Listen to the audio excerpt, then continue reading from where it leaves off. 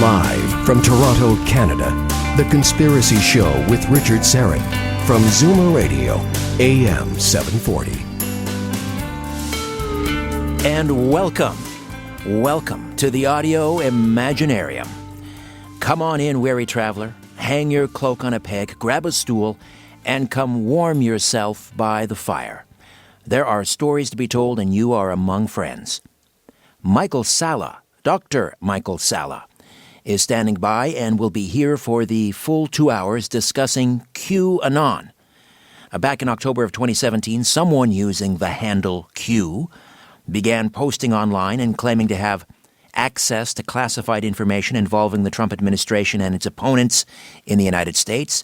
And Q's posts deal with a supposed secret conspiracy by an alleged deep state against U.S. President Donald Trump and his supporters, and we'll get to Dr. Michael Salla in just a few minutes. First, some sad news. For those listening in on our flagship station, Zoomer Radio, AM 740, 96.7 FM here in Toronto, if you're just tuning into Zoomer now, we lost a broadcasting legend and a true humanitarian. George Ginescu, host of Big Band Sunday Nights, passed away yesterday morning. And you may have just caught the tail end of his final show, which he recorded this past Thursday. And I had the great honor and pleasure of getting to know George these past 9+ years. And if I'm not mistaken, George Ginescu was on the air somewhere, almost uninterrupted, for close to 70 years. That has to be some kind of a record.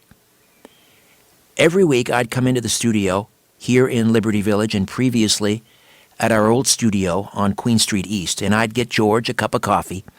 In fact, when I came in here tonight, I had to remind myself, he's not here. But he would regale me each and every week from some chapter of his remarkable life. The time he had dinner with Louis Armstrong, the time he got shot in the rear end after taking part in the March on Selma back in 1965. It seemed I learned something new about George every week, and I loved him for his deep faith. I loved him for his outspokenness, his cheekiness. He adored my twin boys, who started coming to the studio from time to time to visit, probably since they were about 3. And as I say, he loved to tease. Every Sunday he'd hand off to me by saying the most complimentary things about me and my show. And every week, just before I'd start my show, he'd duck his head into the studio and say goodnight, and every week I'd say, "Straight home, George." Well, one last time, straight home, George. I want to get my fine rockabilly friend, my technical producer, Ian Robertson, here just for a few words. Yeah, thank you. How are you holding out, buddy? You and George were pretty close. Yeah, he was an amazing guy. Like you said, week after week he would have a different story. He was lovable, fun-loving, a true inspiration to live life. Absolutely. 85 years young. And do you have a favorite story? We were talking about it earlier, the story of the dean in Montreal. Oh, and how he came to study in New York City literature in New York. Yeah, there were so many layers with this guy, and although I knew him for 9.5 years, I'm sure we were only scratching the surface. So he will be missed. And also to mention, next week during George's show, his son will be in with Frank Proctor, and listeners can call in. That's right. And say what they want to say. His son Robin will be here along with the wonderful Frank Proctor, doing a very special tribute to George Ginescu. All right, well, somehow, some way, the show must go on. That's the way George would like it. And this story actually began in October 2017 when an anonymous user posted a series of messages on 4chan, a very loosely moderated message board, and the unidentified user, who signed off as Q, claimed to have top security clearance within the U.S. government. The core of the QAnon story is that the Robert Mueller investigation into alleged collusion between Trump and the Trump campaign and Russia is actually an investigation into global elites, and that the president is masterminding a secret plan to arrest top politicians and Hollywood stars for corruption and even child abuse. The unidentified user, again, claims to have top security clearance within the U.S. government. So we'll talk about QAnon, who it might be, whether it's real, whether it's a hoax. Dr. Michael E. Salla is a pioneer in the development of exopolitics, the political study of the key actors, institutions, and processes associated with extraterrestrial life. His interest in exopolitics evolved out of his investigation of the sources of international conflict and its relationship to an extraterrestrial presence that is not acknowledged to the general public, elected officials, or even senior military officials. His groundbreaking book, Exopolitics, Political Implications of the Extraterrestrial Presence, was the first published book on exopolitics. In exposing U.S. government policies on extraterrestrial life, he revealed how the world's most powerful nation secretly manages information concerning ET life and technology. In Kennedy's Last Stand, Eisenhower, UFOs, MJ-12, and JFK's assassination, Dr. Salla documents the tragic efforts by President Kennedy to share widely the truth about UFOs and extraterrestrial visitation. But he is also an internationally recognized scholar in international politics, conflict resolution, and U.S. foreign policy, and is the author-editor of an additional 4 books, including The Hero's Journey Toward a Second American Century, and also Why the Cold War Ended. He has also authored more than 70 articles, chapters, and book reviews on peace, ethnic conflict, and conflict resolution. Michael Salla, welcome back to The Conspiracy Show. How are you? I'm very well, Richard. I'm very happy to be back. Thanks for having us, or thanks for joining us, rather, for the whole show here. All right, QAnon. I sort of gave a brief summary of who this individual is, or at least how this individual has presented since October 2017. What have I missed there? Do you want to fill in some blanks about QAnon and who you think this individual might be? Sure. Well, QAnon, as you mentioned, appeared in October of 2017, posting on this forum called 4chan, which is an anonymous posting environment for anyone wanting to share information pertinent to a whole range of subjects, including kind of conspiracy theories. And right from the very beginning, Q identified himself or themselves as a group that had very high-level status within the Trump administration, that they were pointing to different things to suggest that they were part of Trump's inner circle. And so they would make postings or refer to things saying, look, here Trump is referring to us. And so there were a whole series of these kinds of signals that QAnon was a group of people allied with the U.S. military intelligence that were part of the Trump administration or were very close to the Trump administration in some regard and had been given authorization to release classified information in a kind of in an anonymous way, so that way there'd be plausible deniability and no laws would be broken. So, rather than kind of come out outright and say, revealing something that was classified, they would kind of like ask questions or get the readers to kind of like make deductions that would lead to them becoming aware of something that was very heavily classified. Yeah, many of the postings are very cryptic in nature, almost very difficult to decipher in some cases. What are some of the main takeaways that you have from Q's postings that you've been able to decipher? Right. Well, the one that's been the kind of perennial issue that runs through all of Q postings is these impending indictments of senior level officials. The very first post concerned Hillary Clinton being arrested, and so people, when that didn't happen, thought, well, maybe this is a LARP, which is a kind of acronym for live action role play, a kind of a disinformation ploy that happens pretty regularly on the internet, orchestrated by different intelligence groups.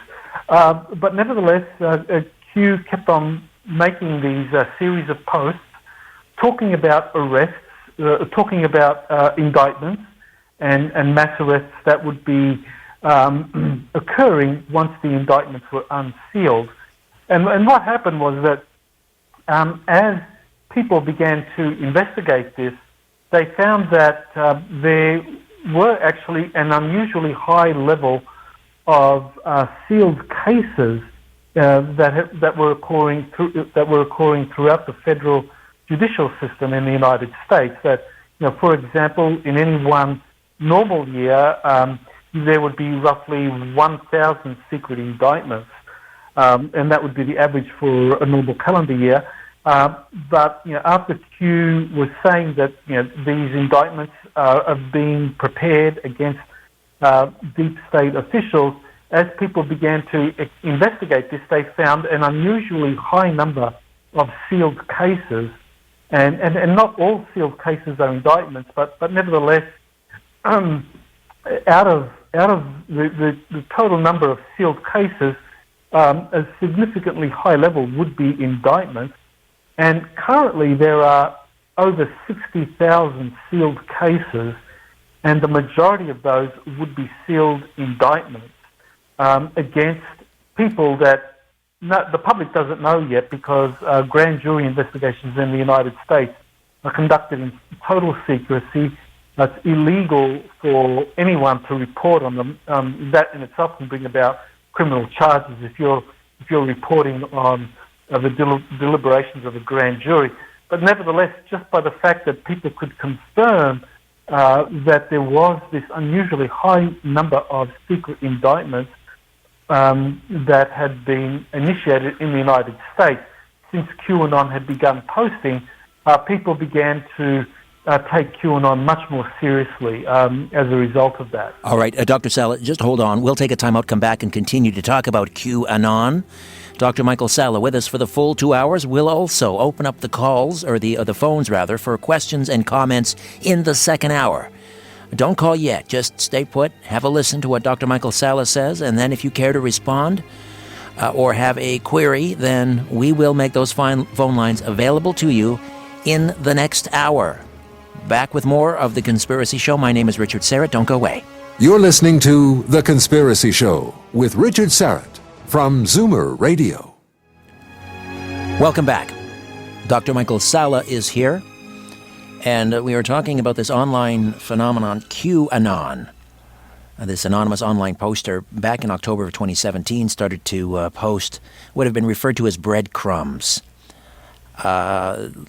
which has led adherents to this theory to believe that perhaps there is this deep state at war against the president, which may or may not be true. I mean, I happen to believe there are elements of truth in that, certainly, absolutely, 100%, but certainly there are elements. However, Q, it's suggested, is an insider. Could be military intelligence, but I mean, Sarah Sanders, the press secretary, was asked not too long ago about this whole phenomenon. She denounced Q and said it has nothing to do with Trump and so forth.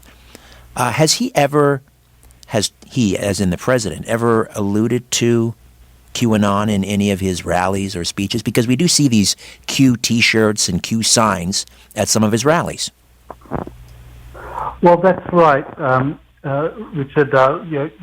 One of the things that has helped legitimize Q in the eyes of many that are trying to work out whether or not this is real or not is that at these Trump rallies, Trump did directly point at a number of people wearing Q shirts or T-shirts and just kind of like giving them the thumbs up or acknowledge them. And this happened about a half a dozen times, and each of those instances was kind of acknowledged by Q on the boards, pointing out that this is Trump basically giving the thumbs up that he supports this. And and just to kind of like just a correction there. When Sarah Sanders was asked a question about Q, she kind of answered in a way that didn't make clear whether she was actually referring or affirming or negating the existence of Q as a legitimate source within the White House. She kind of made a remark. I don't remember the exact words that she used, but something along the lines that she doesn't, they don't endorse any kind of radical movement. But it wasn't quite clear exactly what it was she was. You're correct. You're correct, Michael. She said the president condemns and denounces any group that would incite violence against another individual, and certainly doesn't support groups that would promote that type of behavior. So you're correct. She never referred to QAnon. But she's just denouncing, violence, and said the president likewise condemns violence. But has QAnon or his supporters ever promoted violence? No, not at all. QAnon has basically, from the very beginning, been advocating that people trust the plan, that those that follow the QAnon information, that they've been kind of told this story of there's an elaborate plan that it has been hatched by the U.S. military intelligence community to take down the deep state, and that this is a plan that is being conducted behind the scenes using legitimate judicial processes.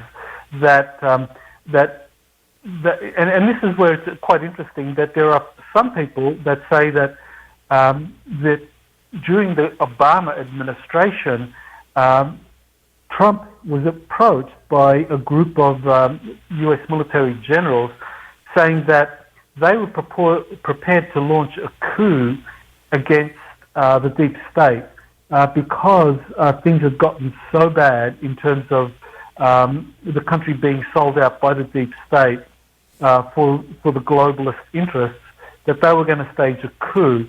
But their preference would have been for someone like Trump, and actually approached Trump and asked him, will you run for president? Because if you don't, we are going to have to launch a coup, because that's the only way we can stop the deep state. So Trump, according to the story, Trump agreed, and of course the rest is history. But what we are seeing now is that the judicial process has been used, and the Q movement, or Q, has always been advocating that their followers trust the plan, trust that there are enough good people within the Department of Justice, within the FBI, within all branches of the U.S. bureaucracy, that as they flush out all these corrupt deep state assets within those different bureaucratic institutions, that they'll be able to then clean up the system and eventually unseal the indictments. But the main thing has been that in order to unseal the indictments, both the Department of Justice and the FBI has to be cleared of all of these deep state assets, and that's been the holdup. So that even though QAnon has been talking about these indictments since October of 2017, and we're now in November, so for over a year now, Q has always been saying that those two institutions are key, because without the Department of Justice being cleaned up, you're not going to be able to have the right judges, the judicial process being conducted in an impartial way. Corrupt people will get off because there are corrupt judges in the system. And similarly for the FBI, if you don't clean up the FBI, then people who have committed atrocious crimes won't be investigated because there's corruption within the FBI. So a lot of the information from Q has been concerning cleaning up the Department of Justice, cleaning up the FBI, having the different House investigative committees for the Department, the House of Representatives committees dealing with the judiciary, dealing with the intelligence, that they have been asked to kind of like flush out all of these corrupt actors. So this is the plan. So Q is definitely not advocating any kind of violence, and in fact pointing out the violence of the deep state in trying to stop this plan from coming into fruition. Right. Now, for the longest time, people were frustrated with the Attorney General, Jeff Sessions. They thought he was soft-pedaling, and obviously Trump was communicating that he was frustrated with the Attorney General, and eventually just recently, was asked to step down, which he did. But we kept being assured or told by QAnon that just be patient. Jeff Sessions he may appear to be waffling, but no, he's working diligently behind the scenes, to pursue these indictments and so forth. And then, after he resigned, we were told, well, no, he had to resign because he needs to dedicate himself to these indictments. So, I mean, does the fact that Jeff Sessions has stepped down, and that he did seem to be very sort of, how shall I say, that he was kind of soft-pedaling, does that undermine the veracity of this QAnon movement? Well, that was definitely something that a lot of Q followers felt that was not something QAnon had predicted.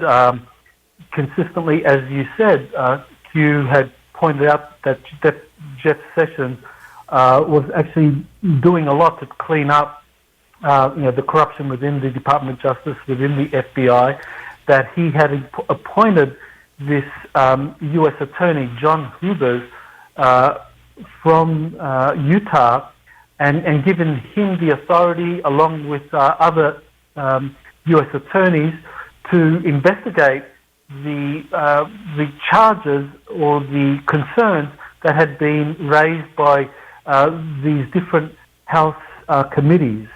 And so John Huber had the power of the Inspector General behind him. The Inspector General of the Department of Justice has 470 investigators on the staff, and that, just to kind of put it in context, that is vastly more investigatory power than anything that the special counsel Robert Mueller had in his investigation of these alleged Russian collusion charges, which I believe his office has can max out at 20 investigators, but the Inspector General's office had 470 investigators, and John Huber, along with other investigators, other U.S. attorneys, could use those 470 investigators within the Inspector General's office to investigate all of these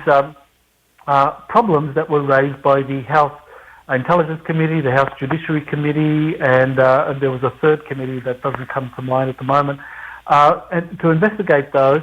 And because this was a combination of the Inspector General's office, which has investigatory powers, and the U.S. attorneys led by John Huber, who have prosecutorial authority, so they could convene grand juries and actually launch secret indictments. So there you have the mechanism by which these secret indictments were being launched. And so this was all occurring under the watch of Jeff Sessions. He authorized all this. So, this is why QAnon repeatedly referred to trust the plan, trust Sessions. Everything seems to be working well. And then of course, after immediately after the midterm elections, Trump basically asked Sessions to resign, and that caught everyone within the Q movement by surprise, because that was not something they expected. And that, together with the Republicans losing control of the House, led to many people expressing deep doubt over Q and the veracity of the information. Now, in Jeff Sessions' resignation letter, he started off saying, making it very clear that he had been asked to resign, and so he was doing so. This was basically, he was not really happy. He was indicating that he wasn't doing this voluntarily. Now, exactly what the purpose of all this was, was it in some way a case of Q overstating the importance of sessions to the plan? Had people been hoodwinked by Q? I mean, these are all legitimate questions, but what gives me confidence still in Q is just the remarkable consistency in terms of the kind of revelations Q has made, and then how future events prove that. I mean, his Q's always saying kind of future proves past, and so again and again, Q has kind of been able to make these cryptic comments, and that later on they're verified. Well, we talked about the number of sealed indictments and how they've increased dramatically, which may be one clue that there is this pushback against the deep state happening. But what would be another example of something that Q has predicted and sort of left some breadcrumbs, and then it actually happened? One of the things that Q has talked about, which I felt was very accurate based on my research, was he talked about, he was really the first kind of major source to talk about the false missile alert in Hawaii on January 13 as actually being a false flag attack. And so, Q talked about a submarine that was responsible for that false flag attack, and that this was something that was consistent with the research that I was doing soon after that event that occurred in January 13, and only I think the next day you had a few days later you had almost the same kind of scenario with a false missile alert in Japan against Tokyo. Now, in both of those cases, these were false flag attacks by the deep state that was wanting to start a war, a third world war, really, involving the United States. And so this was one of the things that Q began talking about early on, that was consistent with the kind of testimonies that I was getting from a number of different sources here on the ground in Hawaii, showing that in fact something had happened, that a missile had been shot down from the sky, that this wasn't a false missile alert at all, that something was shot down, that people who saw the missile being shot down were told to keep quiet, that there was a military analyst within one of the fusion centers in Honolulu confirming that, yes, this was a genuine missile alert, that this wasn't a mistake at all, and that something had been shot down, and that there was an expectation within this kind of fusion center that the Trump administration would have responded by attacking the alleged perpetrator of that. So that's one example that I kind of refer to as being, for me, confirmation that Q really does have access to high-level kind of insider information. All right, Dr. Salla, we'll take another time out. Forgive the interruption. Back with more of my conversation with Dr. Michael Salla as we explore the phenomena of Q. Your comments and questions welcome at the top of the hour, right here on The Conspiracy Show. Stay with us.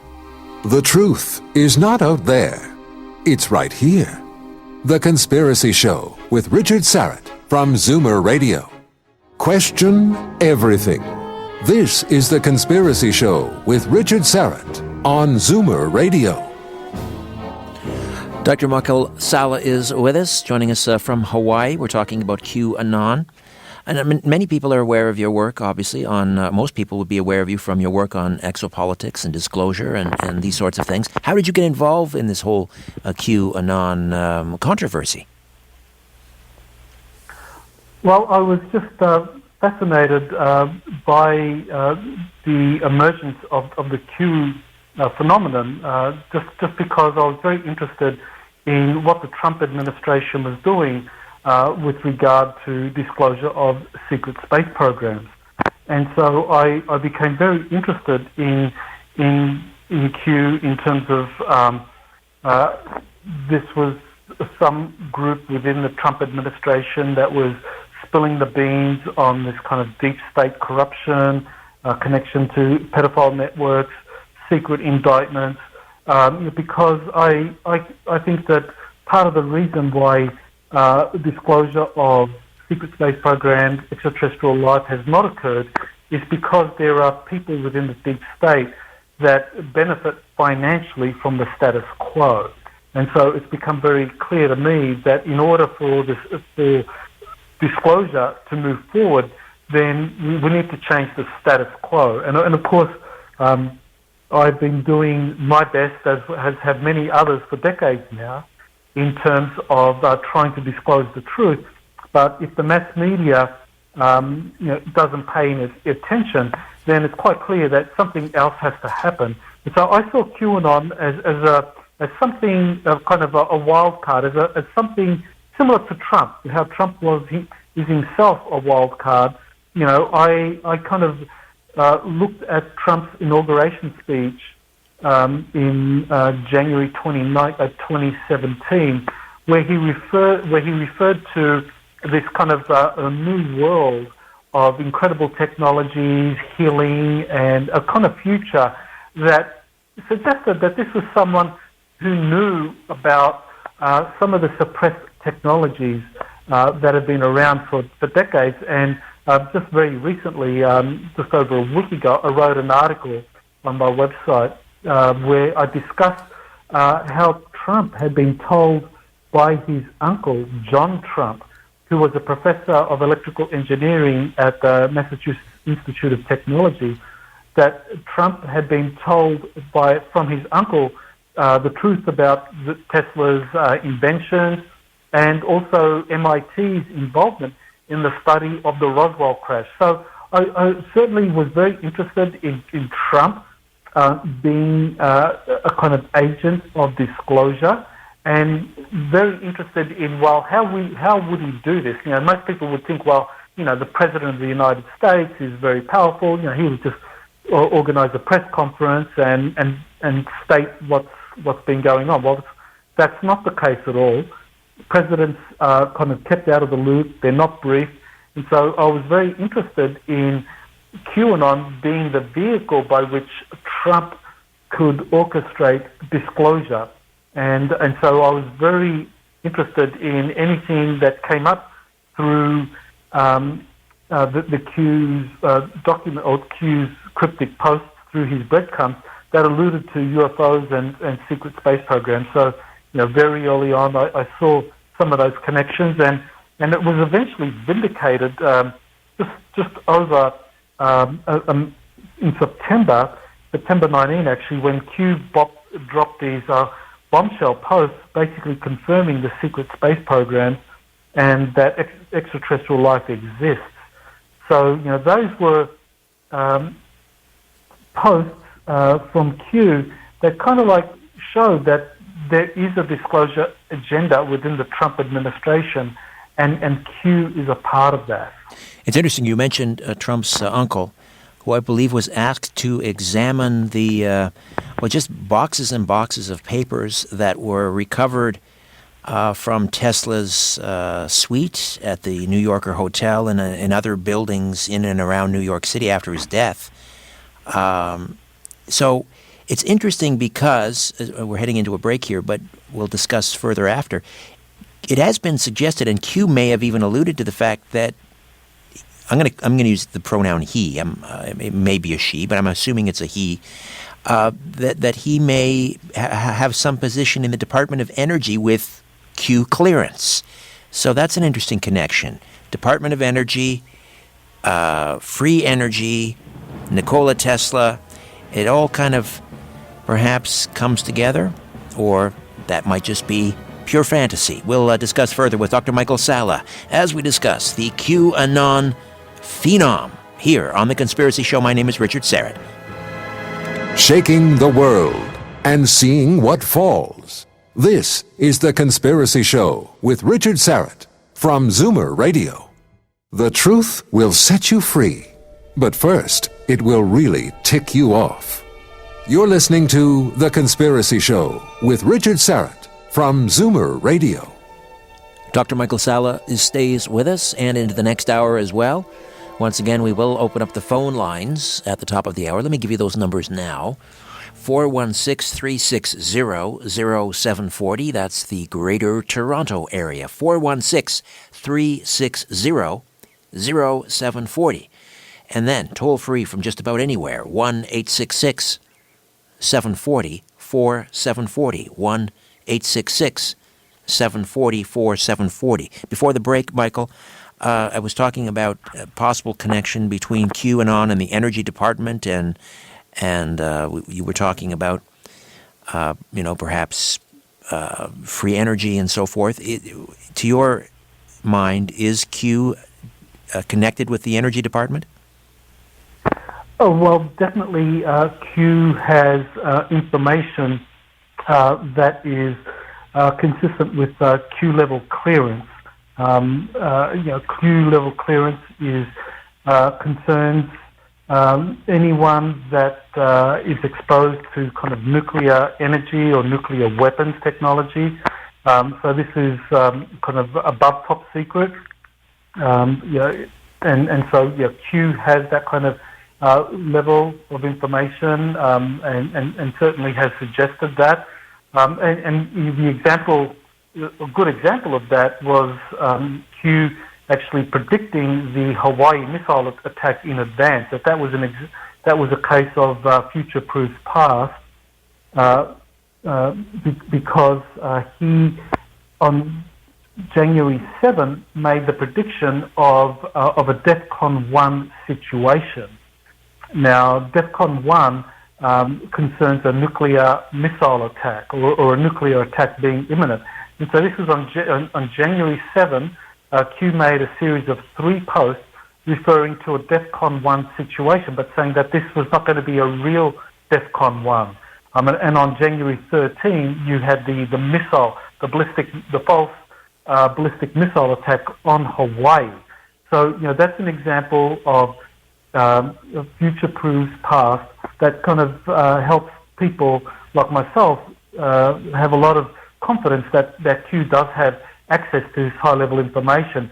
And you could only have that high-level access if you have something like Q clearance, because only people that would be briefed or would know about some impending nuclear attack involving some rogue agency within the United States, because it has to do with nuclear weapons, they would have to have Q clearance to do that. So right there, with that Hawaii incident, you have an example not only of future-proof past, but also of Q having access to Q-level classified information.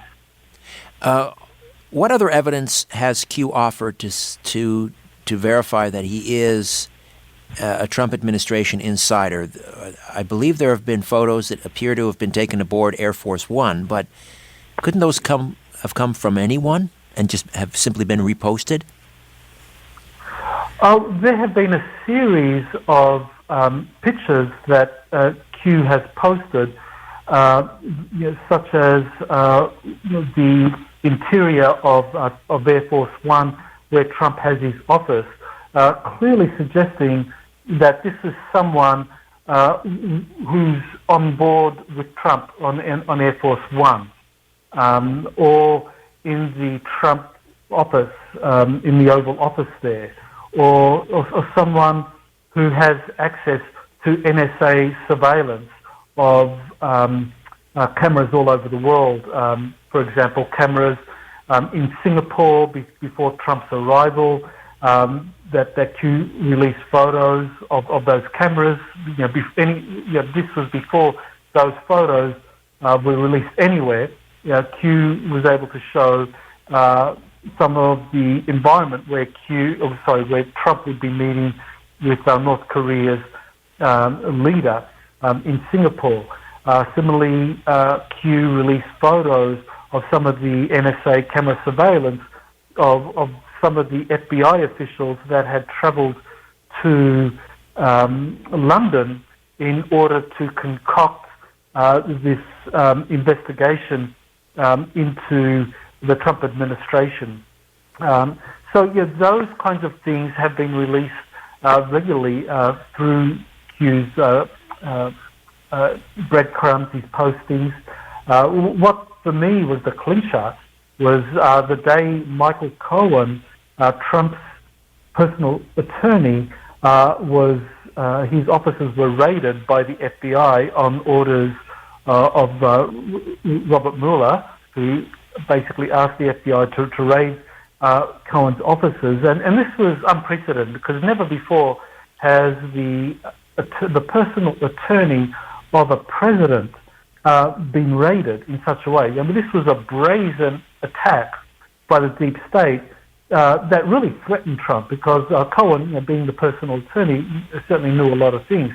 But that very evening at Trump's in the Oval Office, you had 20 uniformed military officers showing up. This was unscheduled, just showing up and basically having a photo op with Trump.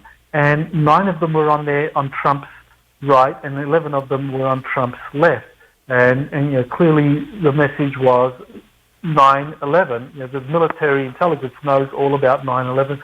They have the goods. So right there you had confirmation that the military are behind Trump, that the military intelligence community is really closely associated with the QAnon movement, and they know all about 9/11, and they know all the dirty secrets of the deep state. Well, that is very interesting, if that was the intended symbolism. Now, I'm confused, though, because we're being led to believe, on the one hand, that the Robert Mueller investigation is not about investigating Trump for Russian collusion, and that Mueller, in fact, is secretly working alongside those who are aligned with the counter coup, if you will, against the deep state. So sort that out for me, because if Mueller is raiding Michael Cohen's office and in fact is in other words, is Mueller part of the deep state, or is he deep undercover fighting against the deep state? Oh, well, that's a really interesting question, Richard. I know that there are a lot of people that have been confused over whether Mueller is really part of the deep state trying to take down the Trump administration, or whether he's playing this kind of charade, feigning a significant investigation, but really is part of the White Hats. There have been posts that have been interpreted both ways. More recently, however, it's become quite clear that Q has associated Mueller with Rod Rosenstein, saying that both have worked hand in hand, and that Rosenstein is clearly a deep state asset, suggesting that Mueller is also a deep state asset, but still leaving open the possibility that Mueller could be playing this charade, because one of the things that Q posts is that he says that this information is necessary because the deep state monitors the Q postings. So by kind of like being ambiguous about, well, is Mueller really part of the deep state, or really part of the White Hats trying to kind of like dismantle the deep state, that leaving that question kind of unclear puts the deep state off balance. So there's no clear kind of answer to that. I think I would kind of like guess that Mueller is kind of working on behalf of the deep state in doing these things, raiding the offices of Michael Cohen, forcing Cohen to kind of make a deal where he then starts spilling the beans on Trump. Now, the thing is, though, you can't be 100% on that, because the military intelligence community is very good at conducting a PSYOP. So it's quite possible that Mueller really is still working for the military intelligence community and is part of the White Hats, and is conducting an elaborate charade. So, I can't give anything more decisive than that. Well, presumably we will know shortly, because it sounds as if the Mueller investigation is winding up, because you would think one of the last pieces of the investigation would be questioning the president, and he has submitted answers to written questions from Mueller. That's all been submitted, and we're getting all of these indications that it's about to wrap up. So I guess we're going to find out soon, or will it be resolved?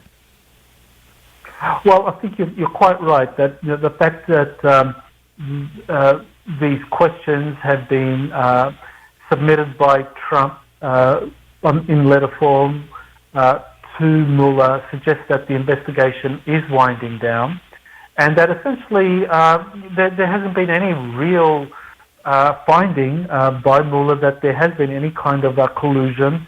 That in a way, this with Mueller's investigation winding down and there being nothing more than kind of like charging several Trump associates, such as Michael Cohen and a few others, with kind of charges that date back several years, even before these people were in any way associated with the Trump campaign, and the kind of truly ridiculous indictments against this group of Russian military intelligence officials, which is going to get nowhere. But it really does kind of like make it look like, well, was this all a charade? Was Mueller's job really to kind of like conduct an investigation that would get nowhere, that would kind of like satisfy Democratic demands, that the Trump administration be investigated for these kinds of Russia collusion charges? But in the end of the day, it was a cover for the real investigation that Sessions had put together with this U.S. Attorney, John Hoovers, from Utah, and that is what is the real investigation.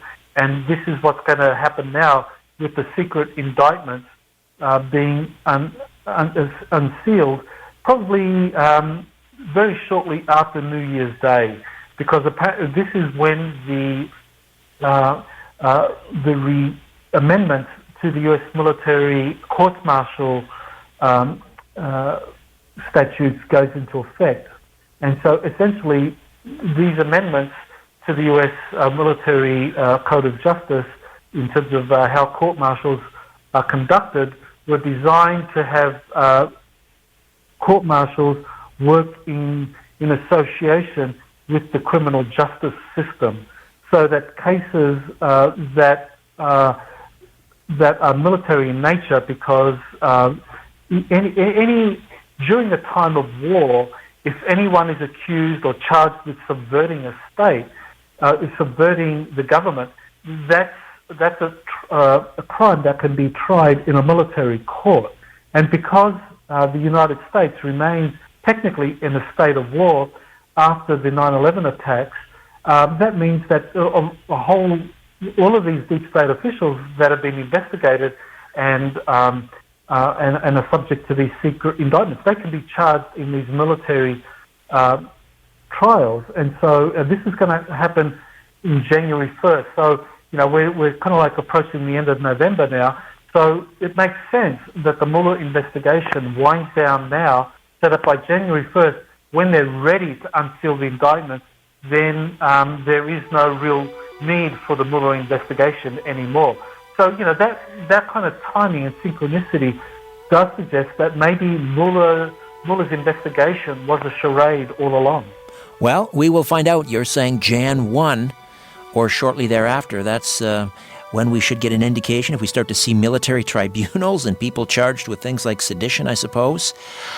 This could either just fall on its face completely and will be dismissed as a complete hoax, or revealed as a complete hoax, or it may all bear some fruit. We'll find out. We're going to open up the phone lines, questions and comments for Dr. Michael Salla regarding QAnon right here on The Conspiracy Show. Don't go away. Live from Toronto, Canada, Earth, The Conspiracy Show with Richard Syrett on Zoomer Radio. Thanks for inviting me into your home. Long-haul truck, RV, camper, taxi. Your parents' well-appointed rec room with the wood paneling and the air hockey table, your loft, that greasy spoon just off the interstate, and your cabin in the woods.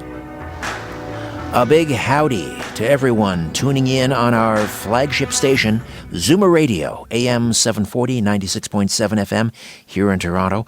Hello to all of you listening to The Conspiracy Show on one of our approximately 40 affiliates across North America. Hi to those checking us out on the Conspiracy Show app and the Zoomer Radio app, both free downloads, by the by. Howdo to you on the Conspiracy Show YouTube channel. Incidentally, no live stream tonight, but the audio of this program will be posted to the YouTube channel in the next couple of days. If you haven't already, please visit the YouTube channel and hit that red sub button. However and wherever you're listening, I bid thee the warmest of welcomes, and I thank you for your fine company.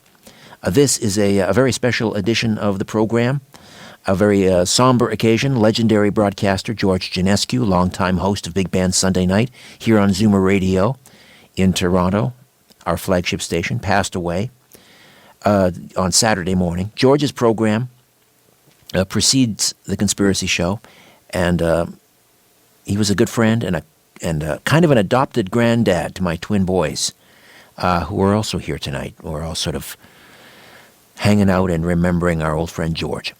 Dr. Michael Salla. Oh, let me remind you again, next Sunday night, before The Conspiracy Show, a very special tribute to George Ginescu, hosted by Zoomer Radio's very own Frank Proctor, and George's son, Robin, will also be along, and a very special tribute, and also an opportunity for friends of Big Band Sunday Night to call in and share their thoughts, their feelings, their stories of the great George Ginescu, who, I'm going to look into this, but I believe that must be some kind of a world record. On the air, almost uninterrupted for probably 70 years or thereabouts. Absolutely remarkable, and a remarkable man. And we miss you, George, already. Dr. Michael Salla is with us this hour as well as we continue to discuss QAnon. And again, Michael is an internationally recognized scholar in international politics, conflict resolution, and U.S. foreign policy, and is the author-editor of an additional 4 books, including The Hero's Journey Towards Second American Century, Why the Cold War Ended, Islamic Radicalism, Muslim Nations, and the West, and has also authored more than 70 articles, chapters, and book reviews on peace, ethnic conflict, and conflict resolution. The website is exopolitics.org, exopolitics.org. So we were talking about January 1st and how on that date or thereabouts we could see some military tribunals. I mean, who do you expect to see hauled up before one of these military tribunals? Well, I think we're going to see some really interesting events concerning former senior officials within the Obama administration. I mean, the highest, the most significant, of course, is going to be Hillary Clinton, because she has been at the kind of center of Q's postings from the very beginning. I mean, his very first post concerned Hillary Clinton's impending arrest. But we're going to see a lot of people who have been the kind of ringleaders. Loretta Lynch, I think, is also going to be someone that is going to be likely subjected to this kind of unsealing of an indictment, and she's going to be tried likely for being involved in some kind of deal-making with Bill Clinton to protect Hillary from prosecution.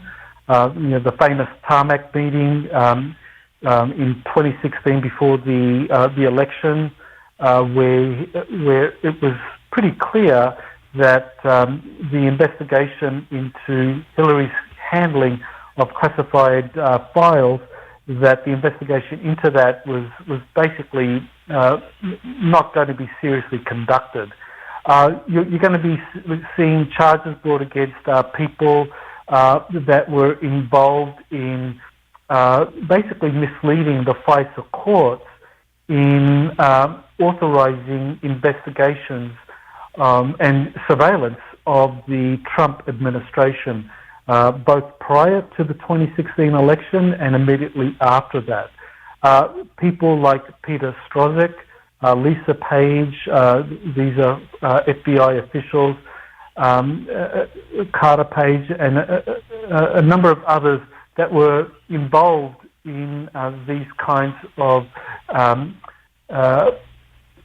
duping of the FISA court. They'll be also hauled up before these. Either it'll be a military court or it'll be a civilian court working with the military. Because if we're talking about up to 60,000 sealed indictments, this is something that is going to be unprecedented in terms of this number of senior officials, deep state assets, all being tried simultaneously by both military and civilian courts. So this is going to be stupendous. This is going to just absorb the mainstream media for a long, long time, because I think this is going to be something that's going to be deeply shocking, just the extent to which the deep state has corrupted the all branches of government, and even influenced or controlled the mainstream media.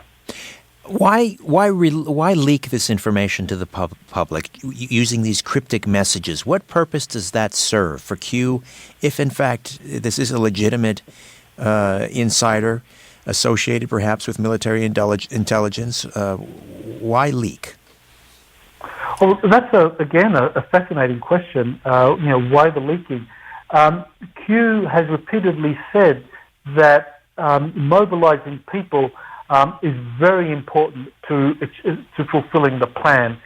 That it's not just like a covert plan that's put in place by senior military people, and that this is something that happens behind the scenes, and then one day people wake up and lo and behold, you have all of these deep state officials being tried. Apparently that was never going to happen, that there needs to be a kind of level of mass mobilization in terms of public support for this. And, this is where we kind of get into the whole idea that, that there are a lot of forces that are watching what is occurring here, that this is not just simply a matter of, the U.S. military trying to clean up the deep state influence over all branches of the U.S. This is a much larger struggle between, I guess, probably the easiest way of describing it is forces of light versus the forces of darkness. This is almost biblical, what we are witnessing now. This is kind of like an end-time scenario where essentially we are being watched. And I think the beings that are watching us, you can give them whatever name you'd like, but I think that they are watching us. And if we collectively express our desire to live in a system that is cleaned up of all of these corrupt assets and forces, then we will receive kind of hidden help. And, exactly where that comes from, I've been working for well over a decade now, close to 2 decades now, on the whole extraterrestrial cover-up, and I know that there is a kind of galactic federation, if you like, a kind of umbrella network of extraterrestrial civilizations monitoring us and looking at what happens on the planet, and essentially wanting to lend assistance, but only being able to do so if it's the will of the people. Now, if people are lied about the existence of extraterrestrial life, then how do the extraterrestrials know what the will of the people is? Well, then it's through these grassroots efforts to try and get people to mobilize or express their desire for things to happen. And one of the things that people, one of the things is cleaning up the deep state's influence over the body politic. So I think that is the reason why Q has been again and again emphasizing that people need to mobilize. People need to kind of tell others about what's going on and publish all these memes, and why the mass media has been kind of like really trying to trash the Q phenomenon. And that truly is, if you have any questions about the legitimacy of the Q phenomenon, I think all you need to do, Richard, or any listener needs to do, is to basically look at some of the Q listings of all of these mainstream media stories uniformly attacking Q. And if Q really was a lark, really was just someone playing pranks on these anonymous posting boards, why the mass media interest to kind of discredit this thing? So to me, and because of my research, I know that the mainstream media does take its marching orders from the CIA, from the deep state, that these kind of like bullet points are put out every morning at around 4 a.m., sent off to the major media in whatever time zone, so that when the journalists wake up and write their stories, it's all there for them, the talking points, that they're being put up for, that the deep state wants to undermine the Q phenomenon, and the only reason for that is Q is a threat, because Q is waking people up, red-pilling people as the kind of as the vernacular exists today, and that's a threat, because the more people wake up to what the deep state has been doing and Q's exposures of the deep state, then the more chances we're going to succeed in the indictments being unsealed and people being tried in these military and civilian criminal courts. We're going to head into a break here shortly. When we come back, we will we'll get into some phone calls, questions, and comments for Dr. Michael Salla as we discuss QAnon. 416-360-0740. 416-360-0740 in the GTA, toll-free from out of town. And just about anywhere, 1-866-740-4740. 1-866-740-4740. Dr. Michael Salla is here, the website exopolitics.org, and we are talking about the QAnon phenomenon, whether you believe it, whether you don't believe it. We'd love to hear from you. And we'll begin our calls with Jim here in Toronto. Jim, welcome to the Conspiracy Show. You're on the line with Dr. Michael Salla. Yeah, hello, Richard. Good Hi. to be on your show. Thank you. Welcome. Hi, Michael.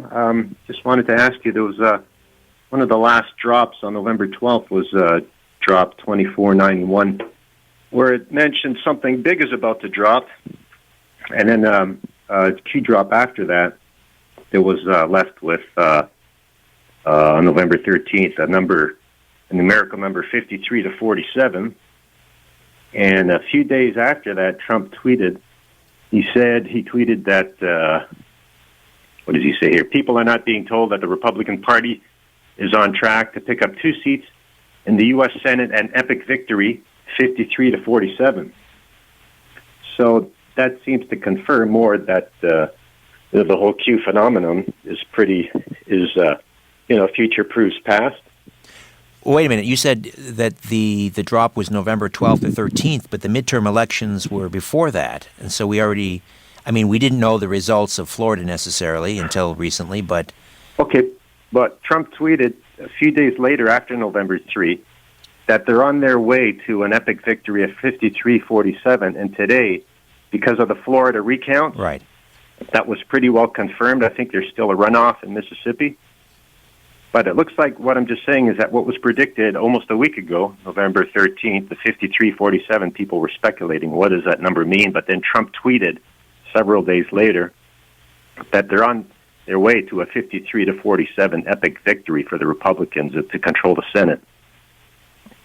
All right. Did you want to respond to that? It's just, again, yeah. But the thing is, I just wanted to get back to see what Michael's take might be. Has his quote, Q's drop of, quote, something big is about to drop, which was just November 12th, I'm wondering if that's happened or is it about to happen? Because nothing has been posted since November 13th, so I'm just wondering if it has to do with something with maybe the Julian Assange accidental release of his indictment, or who knows, the fires in Florida, or the election, or the Whitaker or Sessions transition with the Mueller. Any comment on that, Michael? Right. Yes. We don't really know, do we, exactly what's going to be the big drop at the moment, because there's so many different ways that this could go. But certainly, the fact that the Senate does look like it's going to pan out to be that kind of 53-47 division, that the Republicans picked up seats, and that now the kind of the focus of the investigations are going to shift from the House to the Senate, and that Trump's position in the Senate is pretty strong now. That maybe it's going to emerge that whatever the big development is, it's going to have something to do with the Senate. But certainly, it is holiday season.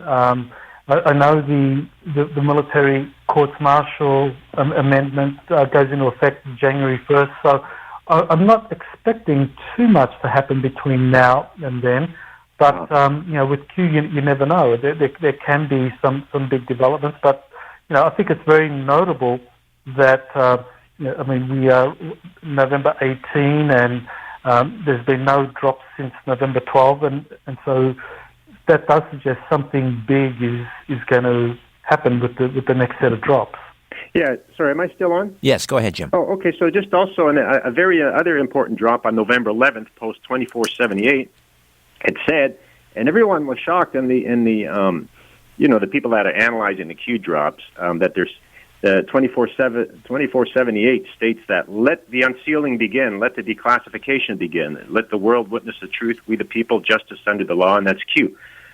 So up until this time, the Q boards had always just talked about declassification, but now, bang, November 11th, let the unsealing begin, which means something, might be heading more seriously down that path. And the fact that Julian Assange, people are trying to read into that accidental disclosure of his, indictment or arrest that, was brought to light. So just all these things happening, it's just hard to see which direction things are going to go. Great comments and questions, Jim. The Julian Assange issue is interesting because I'm not sure how that fits into this. If he, for example, is being indicted and a deal is being worked out to extradite him to the United States to be put on trial, it would seem to me that Julian Assange would be perceived as someone who is fighting against the deep state.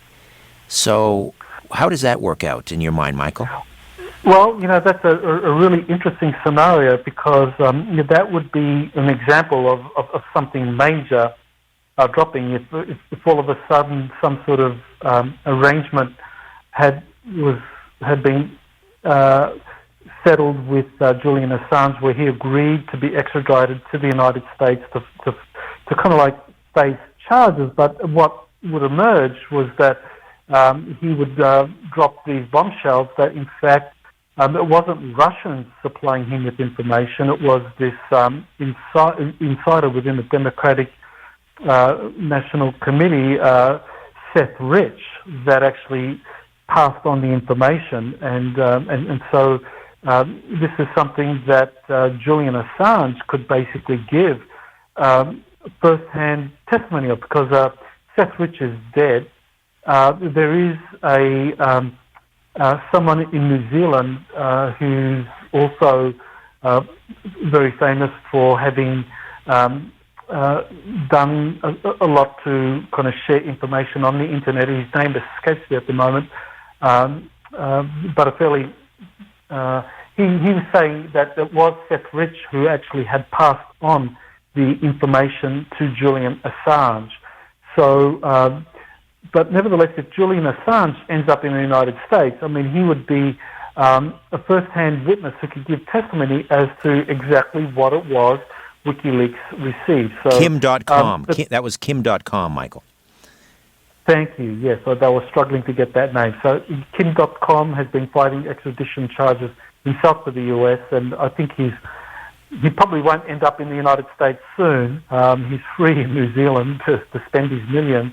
But Julian Assange is holed up in the Ecuadorian embassy. So I think it would be kind of in his interest to just make a deal with the U.S. authorities, give his testimony, rather than just kind of like, end up in some British jail for the next 2-3 years while they fight out extradition charges. All right, let's go back to the phones, and let's see. Is it Doc in New York? Doc, welcome. Yeah, just across the lake in Youngstown. Hey, okay, welcome. What a great show.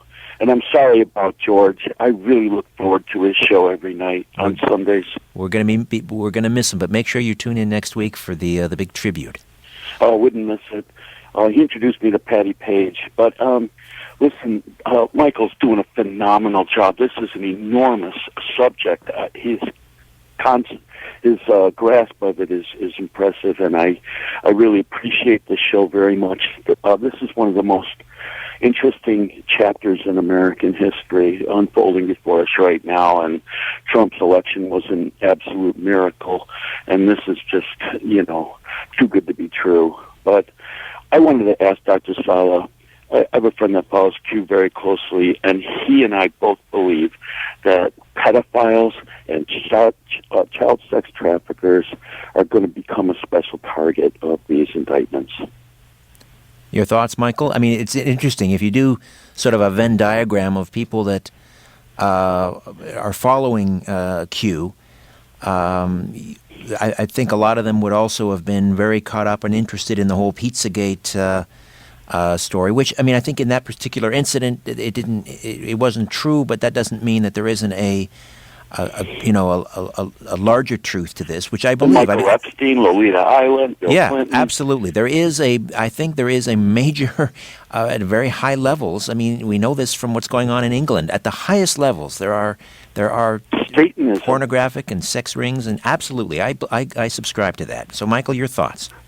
Right. Yes. One of the things that Q has been posting is the references to Jeffrey Epstein's island, the temple on that island, and also has been posting regularly about the connections between Satanism and the deep state. And quite clearly, the breadcrumbs that were being dropped was alluding to the fact that children were being used as sacrifices in the satanic rituals being conducted at places like Jeffrey Epstein's island in that temple in deep underground areas.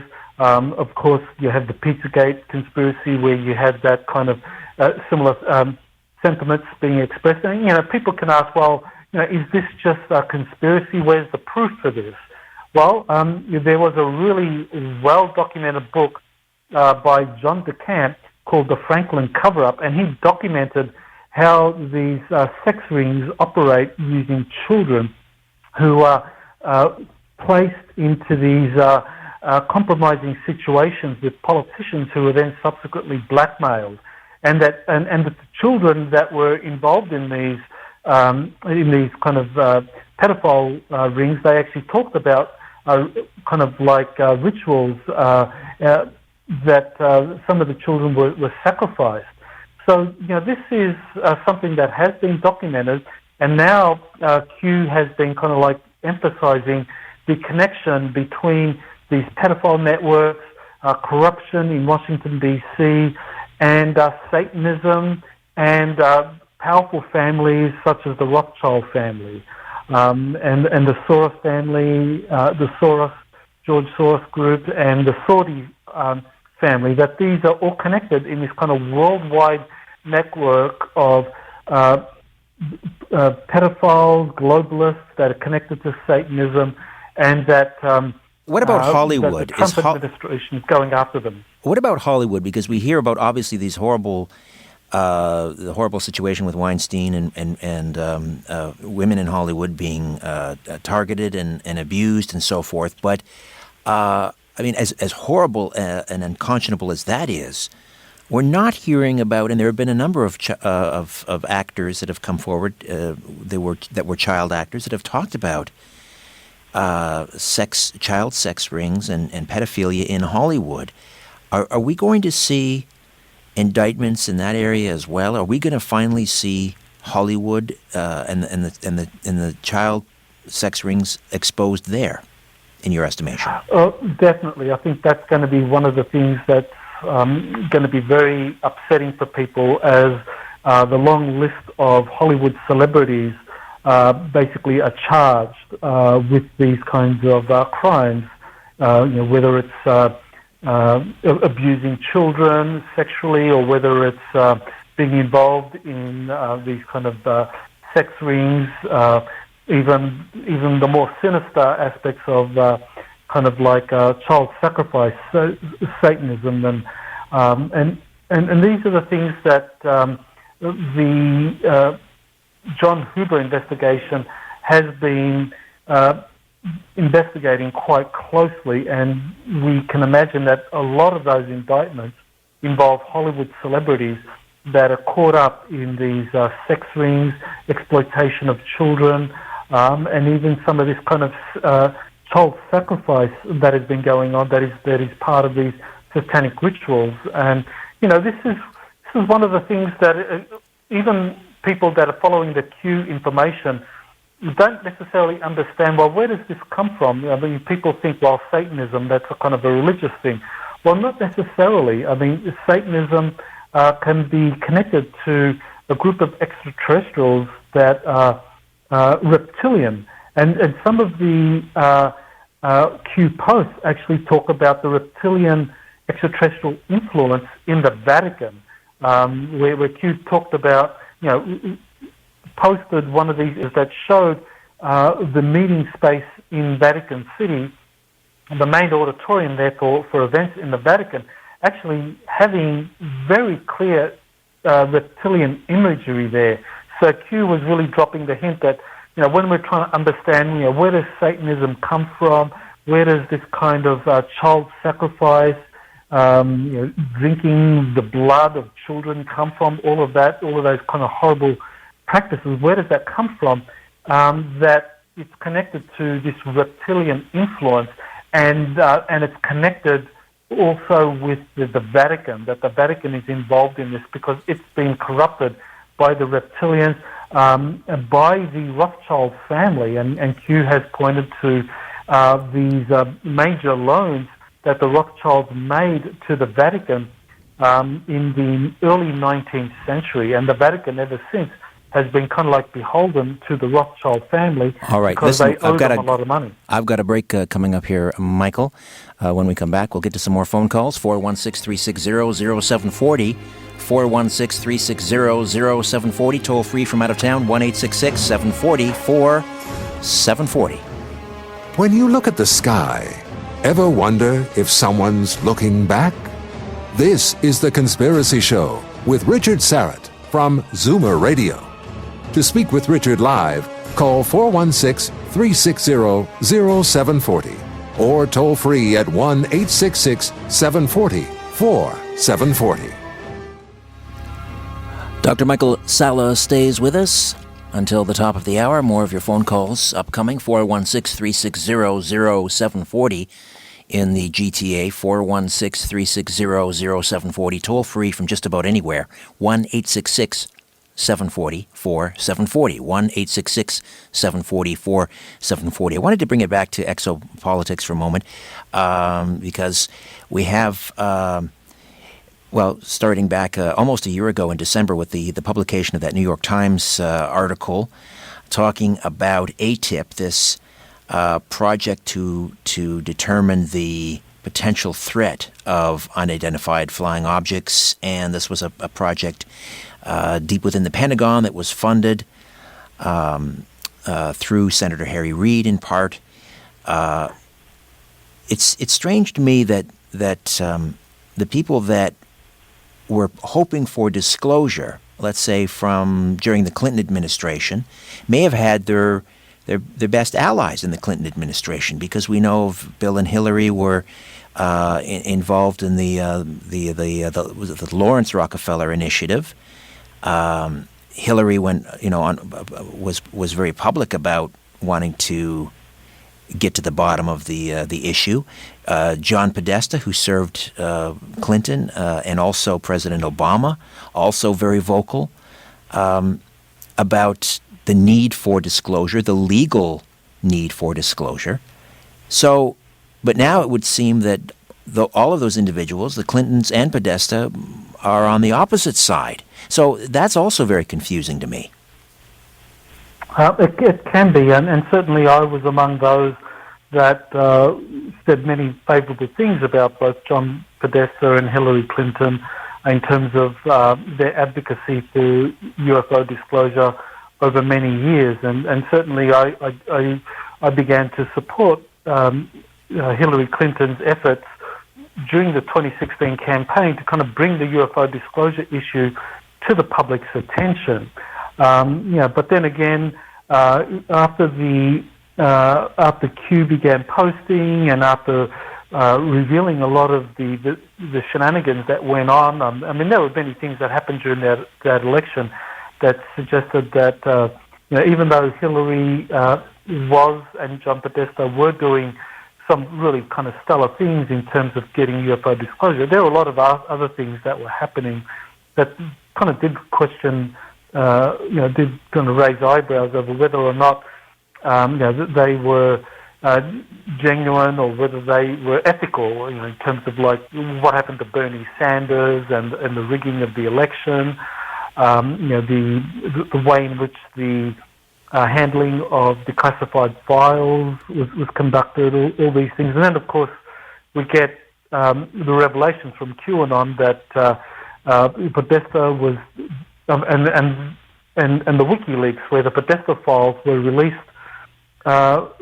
showing, not only that he was involved with ATIP and Tom DeLonge's kind of disclosure initiative and meeting with some Air Force generals to get a briefing about what the Air Force was doing at Wright-Patterson Air Force Base, kind of very positive things for disclosure, but also kind of connecting John Podesta with these kind of really dark things involving, using these code words, pizza code words, that, according to law enforcement authorities, did refer to pedophilia, and that Podesta was involved in that, and all of these kind of sickening photos on he and his brothers, or kind of paintings on he and his brothers' walls, alluding to kind of weird things like cannibalism. Kind of made me reassess, my opinion of Podesta, and then of course with QAnon, that kind of like really made me see that there was some very dark element to both Podesta and Hillary Clinton. So while I supported their UFO disclosures, the other things that they did, really was beyond the pale. So, in your estimation, as someone who is really one of the pioneers in the whole exopolitical movement, who coined the phrase, do you believe that these tribunals that are supposed to be happening, these sealed indictments, all of this will ultimately lead to disclosure? I believe so. I think that the deep state are the group that has the greatest interest in maintaining the status quo. Once they are removed from power, then a lot of the secret inventions that have been held up under national security orders. Currently there are over 5,700 patent applications that have been held up under national security orders. And these are basically patents concerning free energy, alternative healing modalities, things that can revolutionize life on our planet, so that we could teleport, or we could travel from Toronto, Canada, to the Big Island of Hawaii in 20 minutes, and I could, we could be having this interview person to person with these kinds of technologies being released. These are the things that are being suppressed by the deep state. So once the deep state are exposed for their association to pedophilia, international corruption, human rights abuses, child sacrifice, and many other crimes, that the kind of architecture, the repressive architecture holding back the disclosure of all of these life-changing technologies is going to be removed. And I think that we are going to rapidly go through a global renaissance which is unprecedented in our history. And I think within a decade, Richard, that we can be doing these things, like just flying from Hawaii, Big Island Hawaii, to Toronto, Canada, or teleporting there, within a matter of minutes, very, very quickly. Our transportation will be revolutionized. These are the sort of things that I think are going to happen, and also the revelation of extraterrestrial life. That is one of the things that Deep State has been most closely guarding, the truth about that, because once the truth about extraterrestrial life is revealed, then immediately everything is going to change, because the big question any physicist, astronomer is going to ask is, well, how in the world did they get here from star systems that are like hundreds or thousands of light years away? How did they get here? Obviously, warp drives and kind of wormhole travel is very, very possible. And interestingly, these are papers that have been released recently by Corey Goode that has been getting a lot of attention. That these were unclassified, for official use only documents that Corey Goode was given by insiders, and that he was the first to release. So that was, corroboration that Corey Goode does have access to genuine insiders. All right, Michael, we will take one final time out and reckon order on the other side and take it right to the top of the hour. QAnon with Dr. Michael Salla. Back with more of The Conspiracy Show. My name is Richard Syrett. You're listening to The Conspiracy Show with Richard Syrett from Zoomer Radio. Question everything. This is The Conspiracy Show with Richard Syrett on Zoomer Radio. Welcome back. Let's go back to the phones. And Warren is here in Toronto. Warren, you're on with Dr. Michael Salla. Go ahead. Yes, how are you, gentlemen?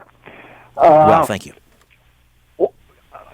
You were talking about extraterrestrials, and about a week or so ago, Paul Hellyer was on the show, and he was talking about them as well. Now, something has always fascinated me. If you look from the time of Julius Caesar, the ancient Roman emperor, right up to the time of, let's say, the year 1905, what was the major means of locomotion for human beings? It's a question. Horse-drawn carriages? Exactly. Now, this has always intrigued me.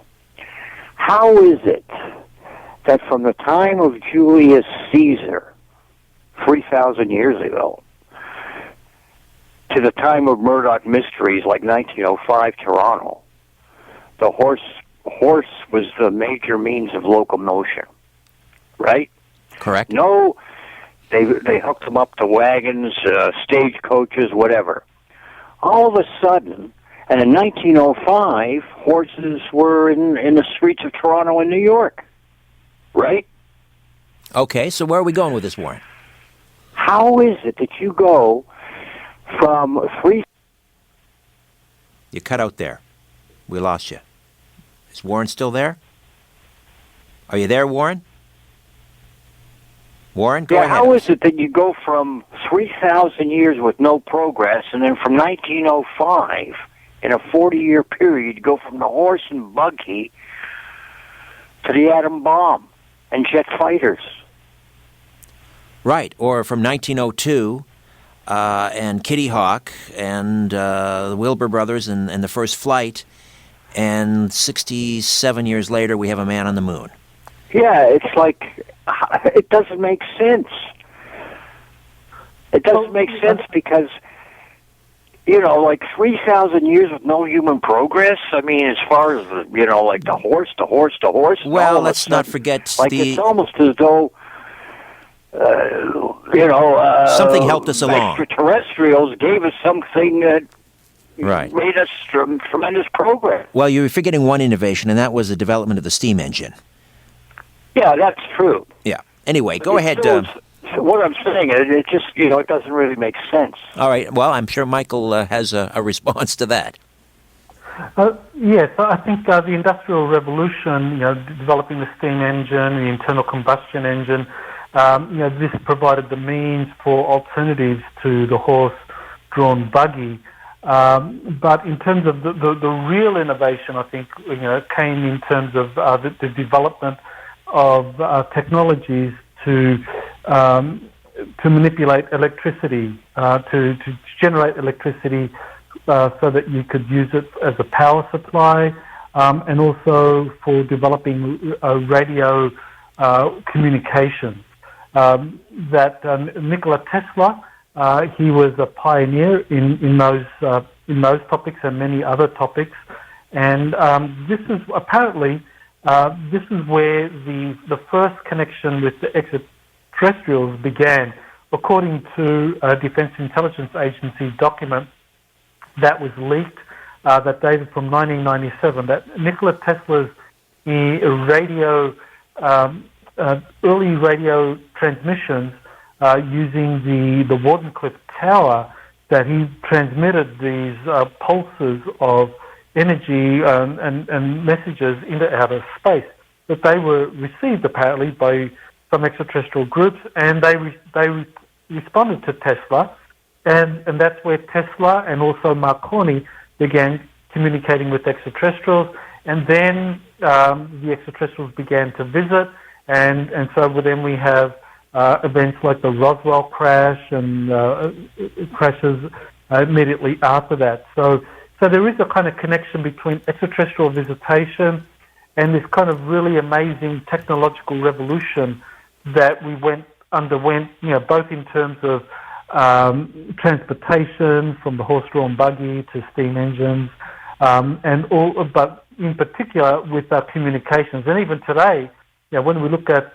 communications, look how far we've gone with communications, with cell phones that have all the microprocessing power of huge apartment complexes, say 30 years ago. But still, when it comes to transportation, we're still using kind of jet engines, which is technology that hasn't changed all that much over the last 70 years. So something is being repressed there. Well, and the transmission of electricity, it hasn't really changed that much in over 100 years. Well, that's right. In 1904, Tesla came up with his idea for the wireless transmission of power. That Wardenclyffe Tower was supposed to be this kind of example of how you could wirelessly transmit power right around the planet wirelessly, so that you could actually have people tapping into this global electric supply that was generated by these towers that would place strategically, that could generate this kind of standing wave pattern all around the planet. But of course, Tesla was shut down.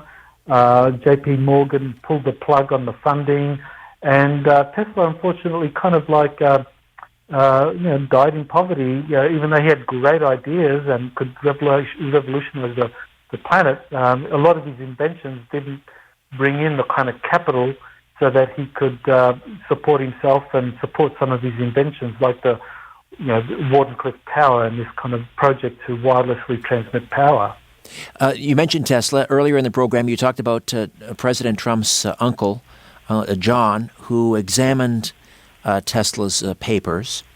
Who was his uncle working for? Was it the U.S. Department of Energy, or why was Donald Trump's uncle poring over Tesla's papers?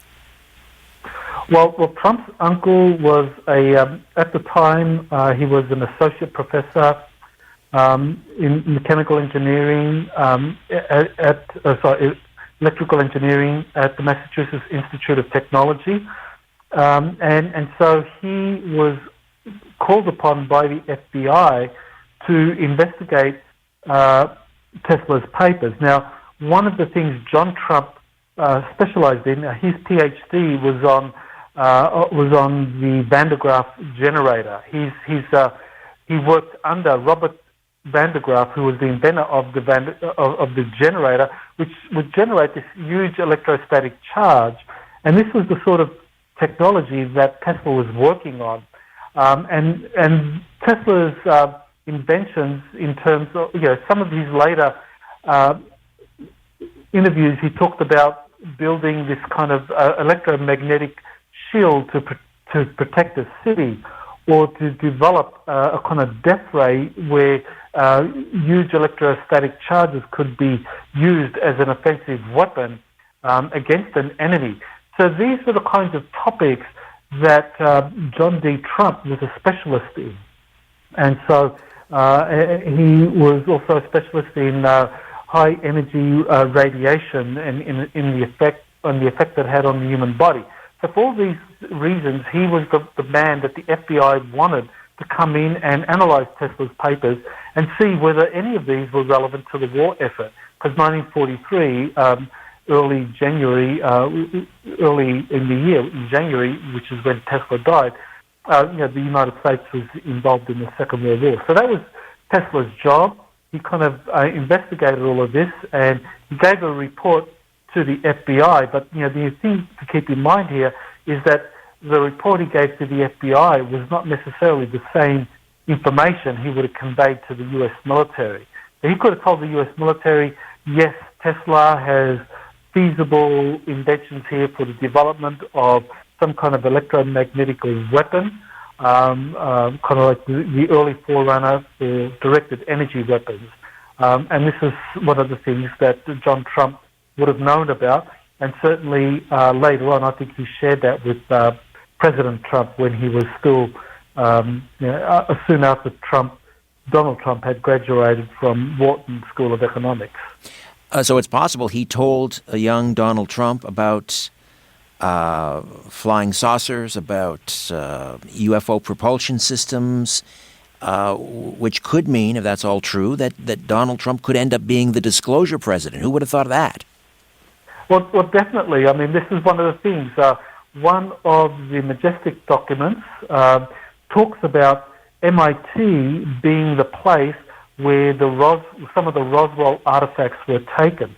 And I think John Trump would have been the logical choice to examine these, because one of the things is, how do these craft propel themselves? And so they generate huge electrostatic charges for generating a kind of anti-gravity effect and for creating the necessary thrust. So John Trump knew about this stuff, and because that's why he was called upon to investigate Tesla's papers.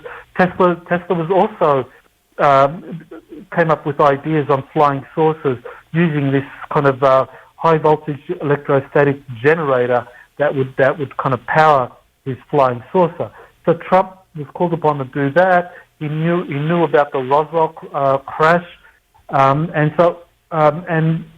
Donald Trump actually gave an interview to the New Yorker, I believe it was sometime in the 80s, where he actually talked about the discussions he had with John Trump, where Trump told him all about nuclear weapons and a host of other topics associated with Trump's area of expertise. So I think that's when Donald Trump was told by his uncle all about flying saucers, Tesla's anti-gravity inventions, free energy, wireless transmission of power. These were all things that Donald Trump, I think, knew. They're echoed in his inauguration speech. And so I think Donald Trump very much I think he is going to be the disclosure president. Fascinating. We have less than a minute, well, about a minute here. And let me get your take on this, because, this is one of the wilder, if QAnon himself isn't a kind of a out there kind of theory for some people to handle, wait till they hear this one. And that is that, and I just talked about John F. Kennedy Jr. on Coast to Coast the other night. The idea that John F. Kennedy Jr. is, in fact, QAnon, that he wasn't killed in that plane crash almost 20 years ago.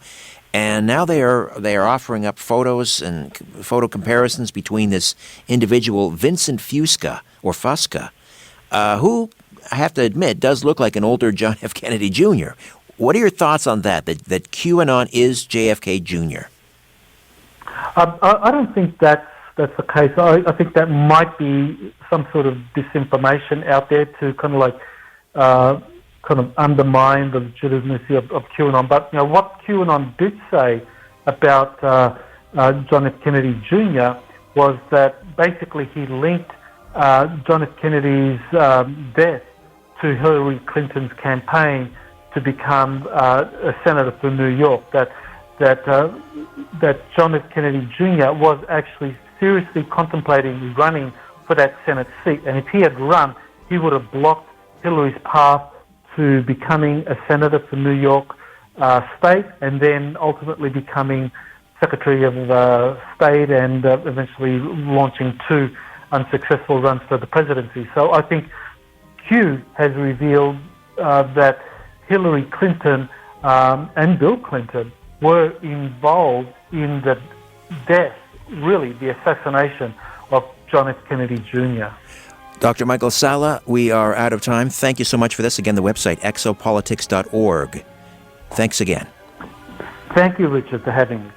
My pleasure. All right, back next week with a brand new program. In the meantime, don't be afraid. There's nothing concealed that won't be revealed, nothing hidden that won't be made known. What you hear in the dark, speak in the light. What I say in a whisper, proclaim from the housetops. Thank you, Ian, Ryan, Albert. So long for now.